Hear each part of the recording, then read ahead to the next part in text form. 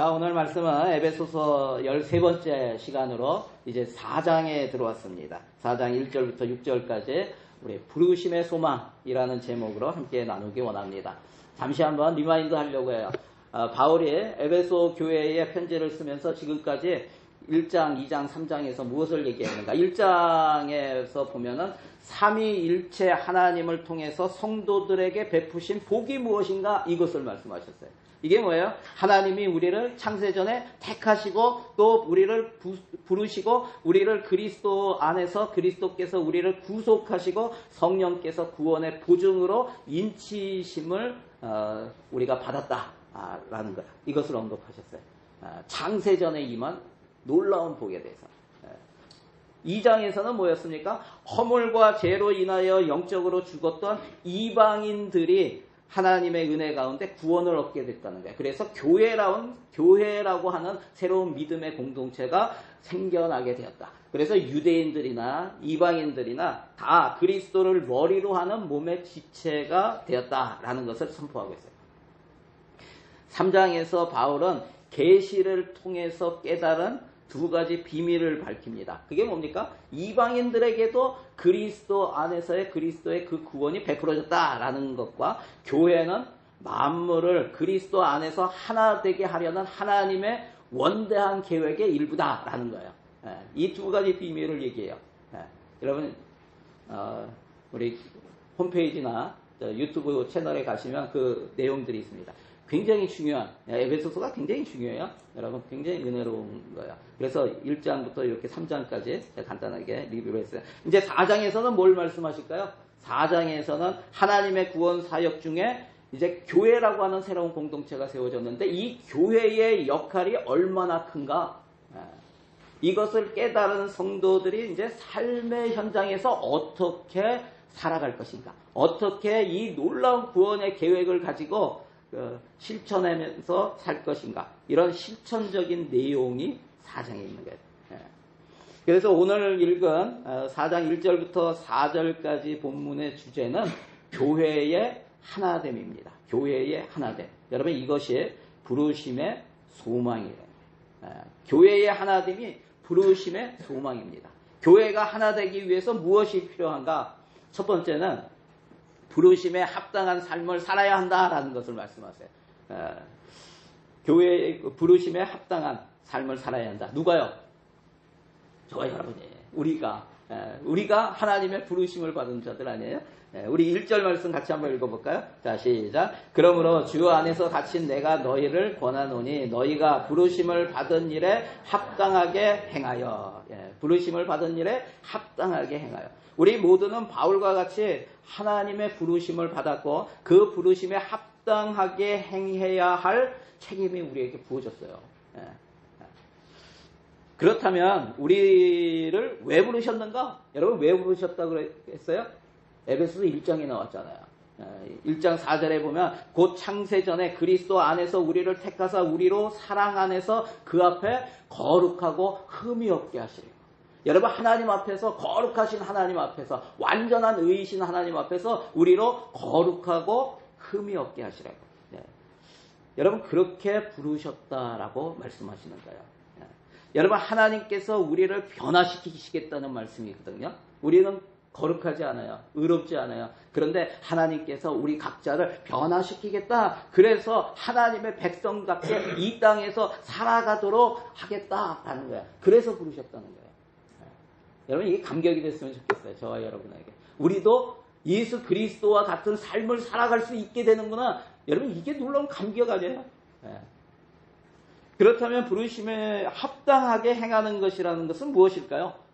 오늘 말씀에 나와요. 2절 3절에 나옵니다. 우리 같이 한번 읽어볼까요? 자, 시작. 모든 겸손과 온유로 하고 오래 참음으로 사랑 가운데서 서로 용납하고 평안에 매는 줄로 성령이 하나 되게 하신 것을 힘써 지키라. 여기 마지막에 뭐라고 되어 있어요? 성령이 하나 되게 하신 것을 힘써 지키라. 성령께서 하나 되게 하신 것을 힘써 지키는 것이 부르심을 받은 성도들의 합당한 태도라는 거예요. 예수님께서 산상수훈에서 너희는 뭐라고 했어요? 너희는 세상의 소금이 되라 라고 말씀하셨죠? 너희는 세상의 소금이 되라 라고 하셨어요? 아닙니다. 너희는 세상의 소금이라 이렇게 말씀하셨죠. 우리 보고 세상의 소금이 되라라고 말씀하시지 않으셨어요. 너희는 이미 세상의 소금이다라고 말씀하셨어요. 마찬가지로 바울이 오늘 여기에서 뭐라고 해요? 하나 되기 위해라고 말하지 않고 뭐라고 돼 있어요? 하나 되게 해 주신 것이라고 말하고 있는 거예요. 여러분 이것을 잘 주목하시기 바랍니다. 예수님은 이방인과 유대인의 담을 허무시고 그들을 한 몸으로 새롭게 만드셨어요. 이게 교회잖아요. 예수 그리스도 안에서 이미 하나됨이 이루어졌다는 거예요. 하나됨이 이루어졌어요. 여기에 힘쓰라라는 것은 현재 명령형입니다. 여러분 헬라어에서 현재형이다 하는 것은 반복하는 거예요. 현재는 계속해서 나오는 거예요. 지금 방금 전에 간 거는 과거예요. 지금 현재예요. 현재에 힘쓰고 또 지금 현재예요. 계속해서 반복형이 그 안에 포함되어 있는 거예요. 계속해서 힘쓰고 애써야 한다라는 거예요. 이미 하나 되게 하신 것을 지키는 것은 저절로 이루어지는 것이 아니라는 거예요. 그에 따른 상당한 수고와 노력과 희생이 지속적으로 필요하다라는 것을 말씀하고 있는 거예요. 주님의 부르심을 받고 주님께 메인받은 사람들은 이미 성령께서 하나가 되게 하셨습니다. 또한 우리가 하나 되게 하신 것을 지키는 것도 성령께서 가능하도록 하신다는 거예요. 여러분 세상의 모든 교회가 그렇듯이 에베소 교회 안에도 다양한 부류의 사람들이 있었을 것이에요. 그러므로 그들에게 그리스도 안에서 하나가 되게 하신 것을 힘써 지켜야 한다고 말하는 거예요. 서로 각자 달라요. 배경도 다르고 지식도 다르고 가지고 있는 생각도 달라요. 그런데 하나가 되게 하신 것을 힘써 지키라라고 하는 거예요. 교회 내에서 하나됨을 힘써 지키는 모습은 어떤 것이 있었을까요? 여러분 여러 가지가 있을 것입니다. 공통된 우리가 기도 제목을 가지고 합심하여 기도하는 것, 이것도 하나가 되기 위해서 힘쓰는 것이겠죠. 또 교회 지체가 겪는 어려움과 문제를 놓고 함께 기도하는 것, 이것도 그런 모습이겠죠. 또 지금처럼 우리가 교회 예배 드리기 위해서 또는 행사를 위해서 함께 준비하고 함께 참여하는 것도 하나가 되기 위함을 하나 된 것을 힘써 지키는 모습이겠죠. 또 목장 식구들끼리 돈독한 관계를 가지며 모이기에 힘쓰는 것도 그러한 모습일 것입니다. 여러분 한번 적용해 보세요. 나는 부르심에 합당하게 살고 있는가? 내가 있는 곳에 갈등이 생기고 문제가 생기는가? 아니면 화목해 되고 기쁨이 있는가? 내가 가기만 하면은 어떤 일들이 일어나는가? 여러분 한번 돌아보시기 바랍니다. 내가 집에 가니까 아이들이 다 피해, 도망가, 다 각 방으로 들어가. 내가 집에 나가면 갑자기 이야기꽃이 피어져. 이러면 좀 문제 아닐까요? 자, 오늘 두 번째는 부르심의 소망을 이루기 위한 태도는 어떤 것이 있는가를 한번 봤으면 좋겠어요. 오늘 2절에 나옵니다. 우리 2절 말씀 같이 한번 읽겠습니다. 모든 겸손과 온유로 하고 오래 참음으로 사랑 가운데서 서로 용납하고, 여기 2절에 부르심의 소망을 이루기 위한 4가지 태도가 나와요. 4가지 태도가. 뭐가 나왔어요? 첫 번째는 겸손이 나옵니다. 겸손. 여러분 바울은 부르심에 합당한 삶으로 가장 먼저 얘기하는 것이 겸손이에요. 겸손이라는 단어는 헬라어로 타페아노라는 단어예요. 타페아노라는 단어는 억누르다, 압제하다라는 단어예요. 여러분 억누르다, 압제하다라는 단어가 겸손이라는 단어예요. 이상하지 않아요? 당시에 종들과 같이 낮고 천한 자들이나 가져야 하는 수치스럽고 경멸스러운 단어가 타페아노예요. 이게 좋은 단어가 아니었어요. 당시에 종들에게 해당하는 수치스러운 단어였어요. 경멸스러운 단어였어요. 그런데 예수님이 직접 낮아지신 후에 모든 성도들이 가져야 할 자세가 되었다는 거예요.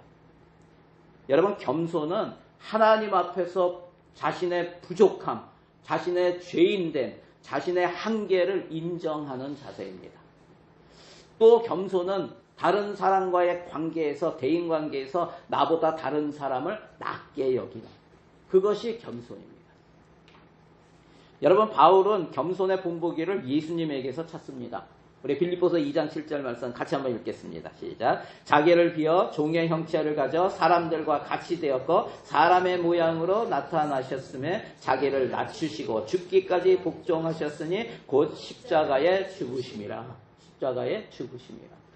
하나님이신 예수님이 인간으로 오신 것, 그것도 놀라운데 거기에서 죽기까지 종의 모습으로 순종한 거야. 이게 겸손이에요. 겸손의 극치를 우리에게 보여주시고 있습니다.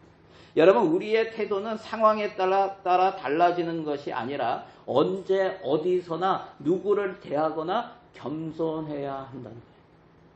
물론 겸손이 결코 쉬운 것은 아닙니다. 나는 겸손합니다 라고 하는 순간 그 겸손은 진짜 겸손이 아니게 돼요. 나는 겸손합니다 라고 하는 거. 여러분 혹시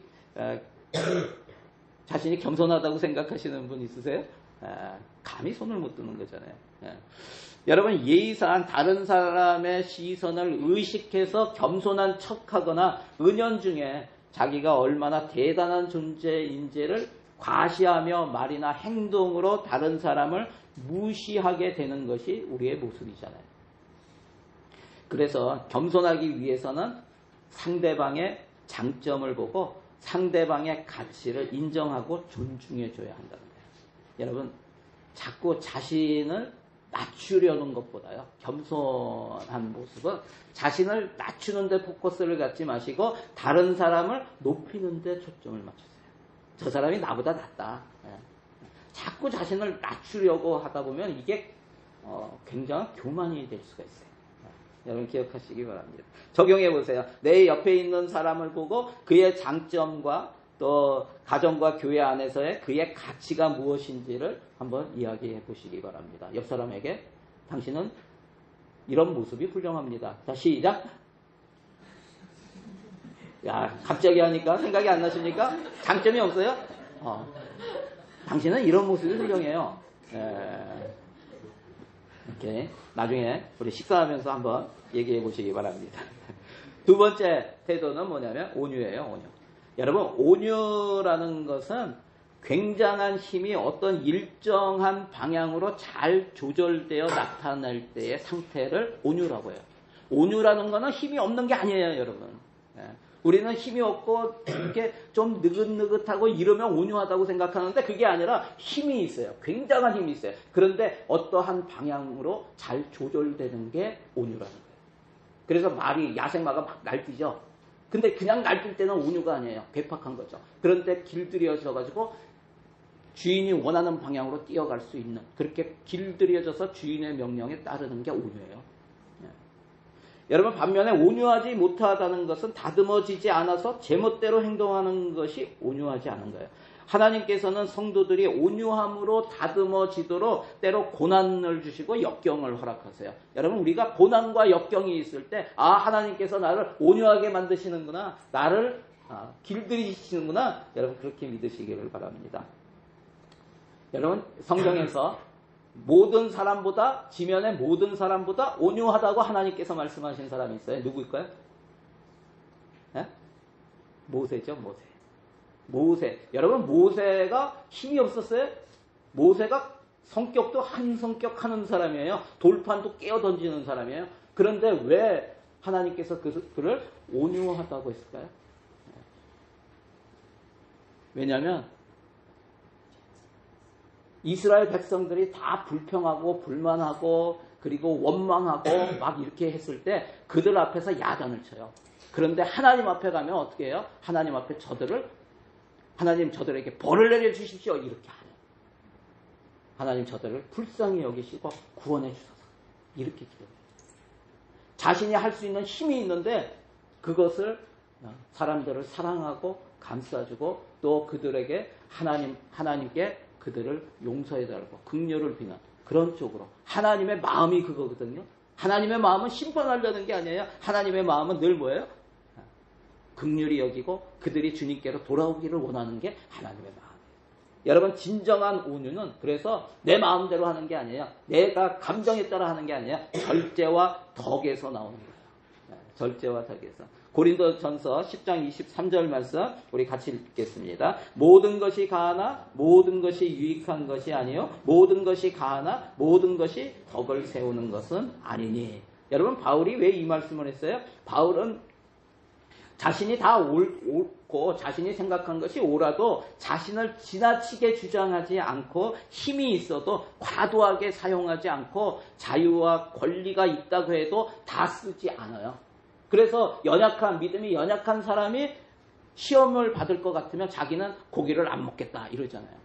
할 수 있어도 그것을 다른 사람을 배려해서 절제할 수 있는 것. 이게 온유라는 거예요.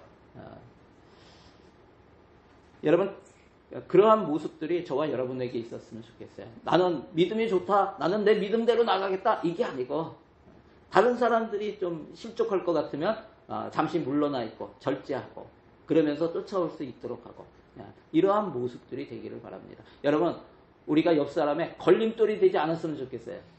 걸림돌이 아니라 무슨 돌? 디딤돌이 되었으면 좋겠어요. 다른 사람들이 나를 딛고 더 앞으로 갈 수 있도록 나를 딛고 주님 앞에 성공하는 사람이 될 수 있도록. 저와 여러분은 어떤 사람이라고 그랬어요? 다른 사람을 성공시키는 사람이다. 누구 앞에서? 하나님 앞에서. 저 사람이 하나님 앞에서 나보다 더 칭찬받았으면 좋겠어. 이러한 것이 저와 여러분의 마음이 됐으면 좋겠어요. 내가 하나님 앞에서 상급을 많이 받아야지 이거 말고 그게 아니라 내 옆에 있는 사람이 내 옆에 있는 자매가 형제가 더 하나님 앞에 칭찬받고 더 하나님께 영광을 올리는 그러한 인생 살면 좋겠다. 어떻게 하면 나를 디디고 그렇게 나갔으면 좋겠다. 이러한 마음이 저와 여러분에게 있기를 바랍니다. 여러분 이것이 내 권리대로 내 주장대로 막 가는 게 아니라 그것을 유보하고 상대방을 배려하는 것. 이것이 온유한 모습입니다. 여러분 온유하려면 자신의 감정을 다스리는 부드러운 성품과 통제된 힘이 필요하다는 거예요. 저와 여러분에게 이러한 모습이 있기를 바랍니다. 사도 바울이 디모데후서 2장 24절에 이렇게 얘기합니다. 주의 종은 마땅히 다투지 아니하고 모든 사람에 대하여 온유하며 가르치기를 잘하며 참으며. 디모데에게 얘기하는 거예요. 디모데야 너는 이렇게 해라. 대인관계에서 쉽게 노하지 말라. 다른 사람에 대해서 환경에 대해서 분노를 확 노출하지 말고 자신을 제어할 줄 아는 덕을 쌓으라. 이렇게 얘기하는 거예요. 이게 온유해라라는 것이에요. 이사야서 53장 7절 예수님이 그러셨어요. 우리 같이 한번 읽어볼까요? 자, 시작. 그가 곤욕을 당하여 괴로울 때에도 그의 입을 열지 아니하였으며 마치 도수장으로 끌려가는 어린 양과 털 깎는 자 앞에서 잠잠한 양같이 그의 입을 열지 아니하였도다. 여러분 이게 예수님 오시기 전 700년 전에 쓰여진 예언의 말씀이에요. 예수님은 하나님의 뜻대로 순종해서 십자가에서 죽으셨지만 악을 악으로 갚지 않으셨다는 거예요. 욕을 욕으로 갚지 않으시고 끝까지 자신을 죽이는 사람들에게도 긍휼을 베풀고 사랑을 베풀었다는 거예요. 여러분 한번 적용해 보시기 바랍니다. 자신의 감정을 다스리지 못하여 악한 행동을 했을 때가 있는가? 저는 많이 있어요. 제 주변 인물 중 부드러운 성품과 자신을 제어할 줄 아는 덕을 겸비한 온유한 사람은 누구인가? 여러분 주위에 누가 그런 사람이 있는가? 여러분 한번 돌아보시기 바랍니다. 옆 사람 한번 보세요. 혹시 이 사람인가? 끄덕이면은 이것처럼 감사한 게 없죠. 자, 세 번째는 오래 참음입니다. 세 번째는 오래 참음. 여러분 오래 참는다는 거 이것은 다른 사람으로부터 괴롭힘을 당하고 부당한 대우를 받을지라도 즉각적인 반응을 보이지 않고 기다리며 참는 거예요. 기다리며 참는 거. 오래 참음은 하나님께서 우리에게 보여주신 은혜와 사랑의 증표입니다. 만약 인간의 죄악과 허물에 대하여 하나님께서 즉각적으로 반응하셨다면 어떻게 됐을까요? 즉각적인 심판을 내리셨다면 우리가 죄를 졌다, 우리가 잘못을 했다, 거기에 대해서 하나님께서 즉각적으로 반응하시면 어떻게 돼요? 여기에 우리 한 명도 없어요. 이 땅에 살아남아 있을 사람이 아무도 없을 거예요. 베드로후서 우리 3장 9절 말씀 같이 한번 읽을까요? 다시 시작.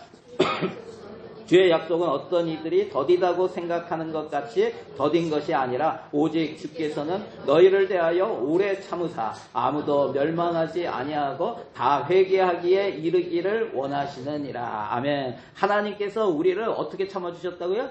오래 참아주셨던 것처럼 오래 참으셨어요.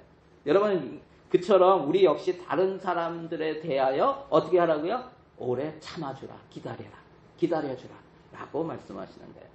고린도전서 13장에 있는 13장이 뭐예요? 사랑장이죠. 그 사랑의 속성에서 제일 먼저 나오는 게 뭡니까? 오래 참고. 오래 참고. 사랑은 오래 참고. 예. 갈라디아서 5장 22절에 성령의 열매가 나오죠. 오직 성령의 열매는 사랑과 희락과 화평과 오래 참음과 자비와 양선과 충성과 온유와 절제니 이거 나오잖아요. 거기에도 오래 참음이 나와요. 오래 참음. 예. 여러분 인간의 이게 성령의 열매라는 거예요. 인간의 의지로는 오래 참기가 쉽지 않습니다. 그래서 성령의 인도하심을 받으라는 거예요. 그럴 때 우리는 오래 참는 것이 가능해진다는 거예요. 여러분 저와 여러분도 예수 그리스도를 믿고 성령께서 임하신 다음에 제 주변에서 그런 사람들이 굉장히 많아요.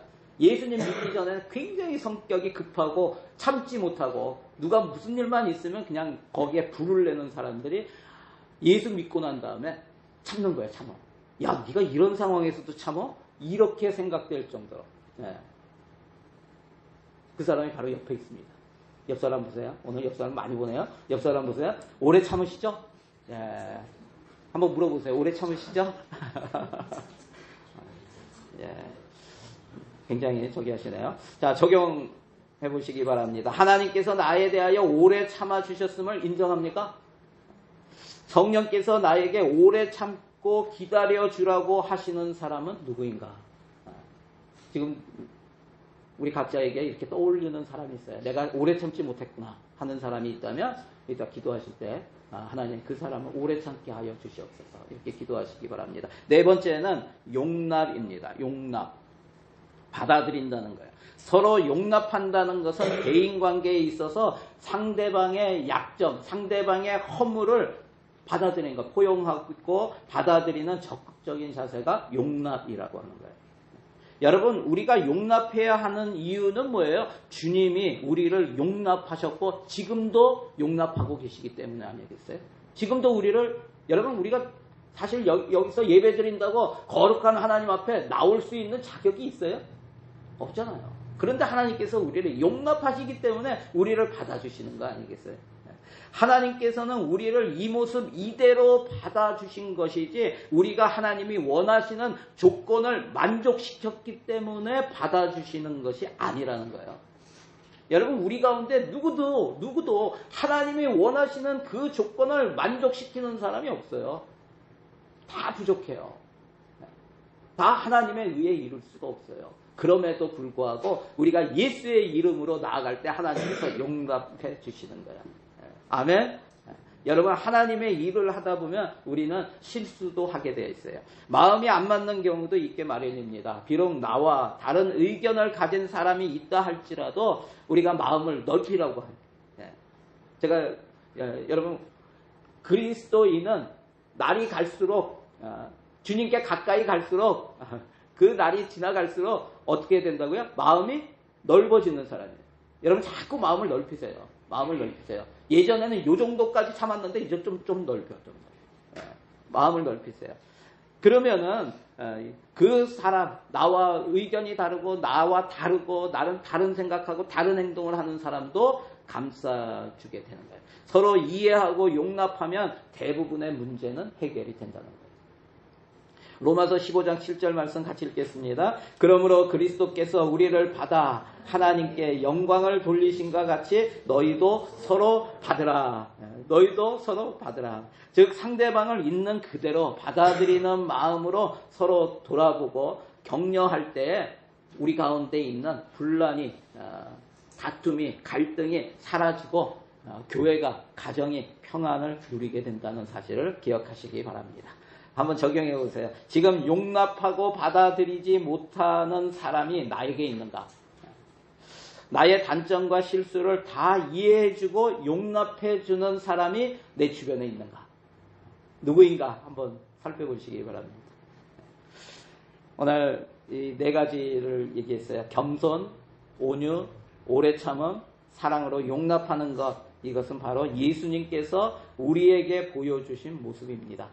다양성이 존재하는 교회 안에서 다 다르잖아요. 하나됨을 실현하면서 부르심에 합당하게 산다는 것은 예수님을 본받아 사랑으로 실천하며 살아가는 것입니다. 성령님은 평안의 띠로 교회를 하나로 묶어 놓으셨기에 모든 갈등을 해소시키고 화목한 관계로 회복시키심을 여러분 믿으시기를 바랍니다. 갈등 가운데 있으세요? 누군가와 마음이 좀 불편하세요? 성령께서 역사하시기를 기도하시기 바랍니다. 하나님께서 만져주시기를 기도하시기 바랍니다. 내 마음에 아직도 넓혀지지 않는 마음이 있다면 주님께 구하세요. 주님 넓혀주세요. 넓혀주세요. 자, 마지막 세 번째입니다. 부르심의 본질은 하나됨이다. 부르심의 본질은 하나됨이다. 물론 우리가 하나가 되어야 한다고 모두의 의식과 행동이 획일적이고 다 똑같아져야 한다라는 것은 아닙니다. 그럴 필요도 없습니다. 다만 우리가 내적이고 영적인 통일성은 필요하다는 거예요. 영적인 통일성. 우리는 외모도 다르고 성격도 다르고 취미도 다르고 좋아하는 것도 다 다릅니다. 이렇게 다른 점이 많지만 반면에 우리 안에 공통점도 많다는 사실을 기억하시기 바랍니다. 여러분 우리 안에 공통점이 많아요. 뭐가 공통점이 있어요? 우리는 모두 십자가 앞에 죄인이라는 사실이에요. 우리는 다 죄인입니다. 또 예수님의 구원과 예수님의 영생이 필요한 사람들이에요. 또 예수님의 은혜가 필요한 거예요. 하나님의 은혜가 있어야지 우리가 궁극적으로 하나님 앞에 서야 되는 사람들이에요. 여러분 우리는 다 하나님 앞에 서게 될 것입니다. 그 영광의 자리에 서게 될 것입니다. 이게 우리의 공통된 점이에요. 바울은 하나됨을 강조합니다. 이는 그리스도인의 하나됨이 하나님의 뜻이기 때문에 그렇습니다. 예수님께서 우리의 하나됨을 위해서 중보하셨어요. 예수님께서 마지막 만찬을 하시면서 중보 기도를 하세요. 성도들을 위해서. 우리 같이 한번 읽어볼까요? 요한복음 17장 21절 22절 같이 읽겠습니다. 아버지여 아버지께서 내 안에 내가 아버지 안에 있는 것 같이 그들도 다 하나가 되어 우리 안에 있게 하사 세상으로 아버지께서 나를 보내신 것을 믿게 하옵소서. 내게 주신 영광을 내가 그들에게 주었사오니 이는 우리가 하나가 된 것 같이 그들도 하나가 되게 하려 함이니이다. 아멘. 여러분 오늘 본문 4절 6절에서 바울은 교회가 하나됨을 지켜야 하는 근거를 설명합니다.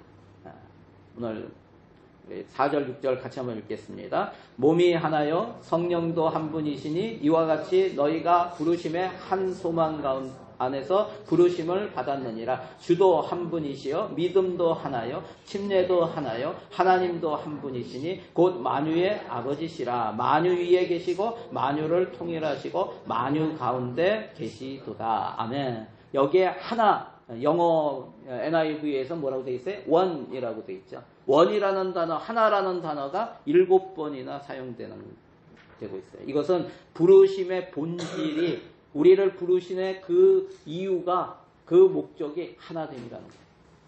여러분 기억하시기 바랍니다. 한 몸이라는 것은 유대인과 이방인이 하나가 되어 이룬 교회를 가리키는 것이에요.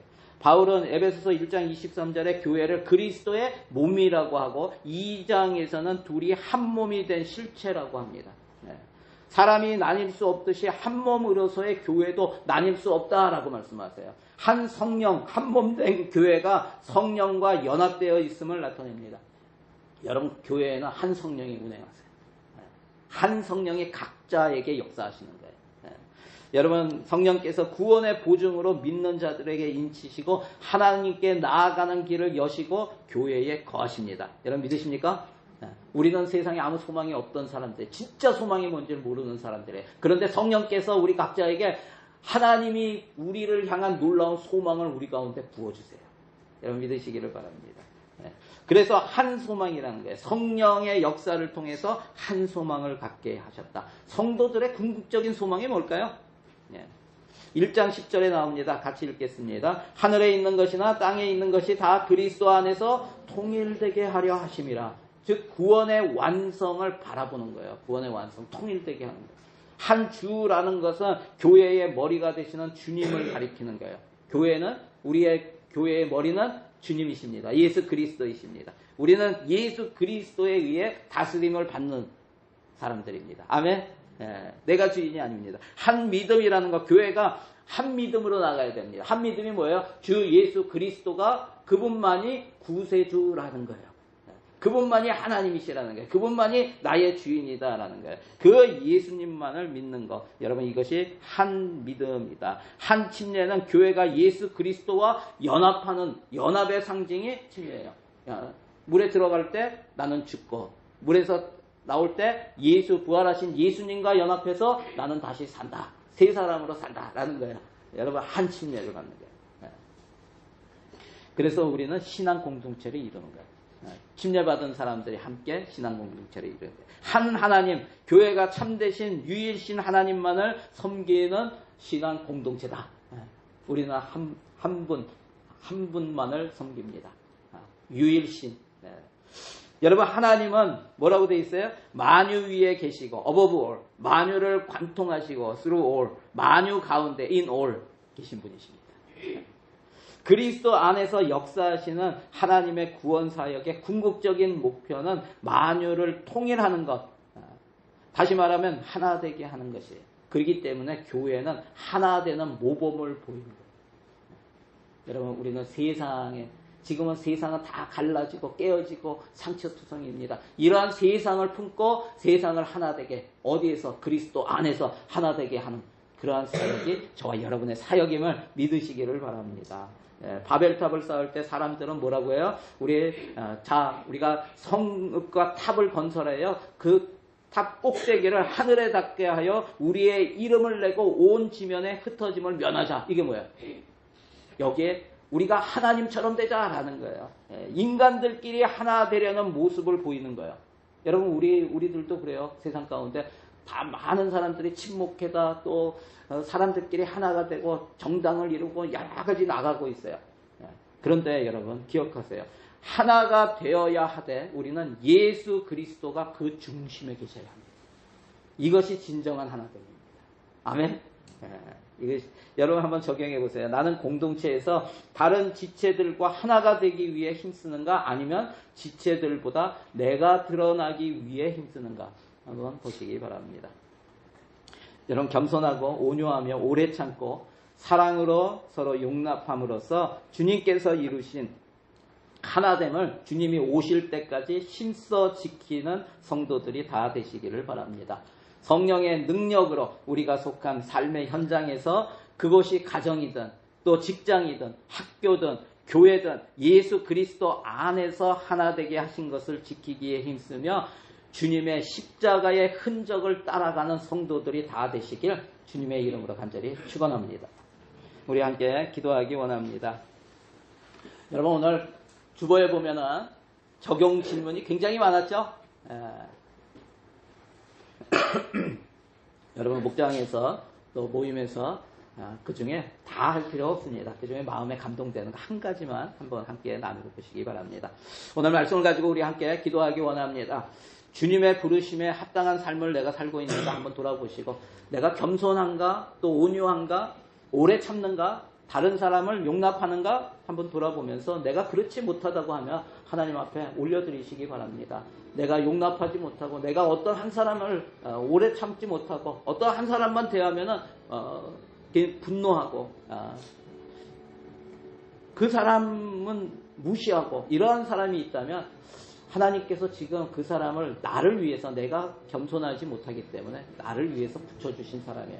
그 사람을 하나님 앞에 올려드리고 축복하고, 하나님, 내가 온유하고 겸손하고 낮아지고 오래 참고 용납할 수 있도록 도와달라고 기도했으면 좋겠어요. 우리 교회 위해서 기도하실 때 하나님, 하나 되게 하신 것을 힘써 지키는 교회가 되게 해달라고, 또 새로운 목장 가운데 하나님 역사하셔서 목장이 또 서로가 서로를 사랑하고 아끼고 오래 참아주고 또 서로의 힘이 되어주는 그러한 목장이 되게 역사하여 주시옵소서. 우리 이렇게 기도 기도하며 나가기 원합니다. 오늘 말씀 가지고 우리 주여 한번 부르시고 함께 기도합니다. 주여, 할렐루야. 하나님 감사합니다. 주여 주님을 찬양합니다. 하나님 이끌어주시고 인도하여 주시옵소서. 아버지 하나님 우리의 삶 가운데 오늘도 역사하여 주셔서 하나님의 놀라운 은혜가 우리 가운데 있게 하여 주시고 예수 그리스도를 품고 나아가는 우리 성도들이 되게 하여 주시옵소서. 아버지 하나님 주님이 나를 오래 참아주시고 나를 위해서 아버지 하나님이 나를 용납하여 주셨던 것처럼 우리도 다른 사람에 대해서 아버지 하나님 오래 참고 용납하며 아버지 하나님 견디고 아버지 하나님 또 다른 사람을 나보다 나게 여기며 나아가는 그러한 삶의 모습으로 살아갈 수 있도록 주님 도와주시고 인도하여 주시옵소서. 성령께서 우리의 마음을 주장하여 주셔서 아버지 하나님 우리가 온전히 주님과 하나가 되는 그러한 삶을 살아갈 수 있도록 도와주시옵소서. 특별히 우리 교회 가운데 함께하여 주셔서 아버지 하나님 주님께서 하나 되게 하신 것을 힘써 지키는 교회가 될 수 있도록 도와주시고 서로에 대해서 아버지 하나님 서로를 위해주고 아껴주고 격려하고 하나가 되는 그러한 교회가 될 수 있도록 하나님 붙들어 주시고 인도하여 주시옵소서. 성령께 순종하며 나아가는 교회 되게 하여 주시고 아버지 하나님 빛과 소금의 역할을 잘 감당해 나가는 우리 하늘 소망 교회가 될 수 있도록 하나님 축복하여 주시고 인도하여 주시옵소서. 목장 가운데 함께하여 주시고 목장이 그 안에서 하나가 되어서 주의 영광을 드러내고 예수 그리스도의 모습을 나타내는 목장 될 수 있도록 하나님 함께하여 주시옵소서. 그렇게 하여 주님을 찬양합니다. 하나님 감사합니다. 하나님 감사합니다. 주님을 찬양합니다. 다시 한번 예수 그리스도 그 십자가에서 나를 위해서 죽으신 그분을 다시 한번 깊이 묵상합니다. 나를 오래 참아주시고 자신을 낮추고 죽기까지 복종하신 그 겸손의 모습을 보여주시고 또 온유하게 또 우리를 대해주시며 그리고 우리를 용납하셔서 하나님의 자녀가 되게 해주신 그 놀라운 예수님을 바라봅니다. 우리가 예수님을 닮아가기 원합니다. 우리의 심령 가운데 하나님 우리 주변의 사람을 바라보게 하여 주시고 내가 오래 참지 못하고 내가 용납하지 못하고 무시했던 사람이 있다면 하나님 다시 한번 성령께서 내 안에 역사하셔서 그리스도의 마음을 우리 가운데 허락하여 주시옵소서. 그래서 서로에 향해서 오래 참고 용납하고 나보다 남을 더 나게 여기는 그런 공동체가 되어서 주님께서 하나 되게 하신 것을 힘써 지키며 또 그 주님이 원하시는 일들을 이 땅 가운데서 이루어가는 그러한 하늘소망교회 될 수 있도록 축복하여 주시고 인도하여 주시옵소서. 그렇게 하실 주님을 찬양합니다. 감사드리며 예수님의 이름으로 기도드리옵나이다. 아멘. 아멘. 자, 우리 하나님께 영광의 박수 올려드리겠습니다. 할렐루야.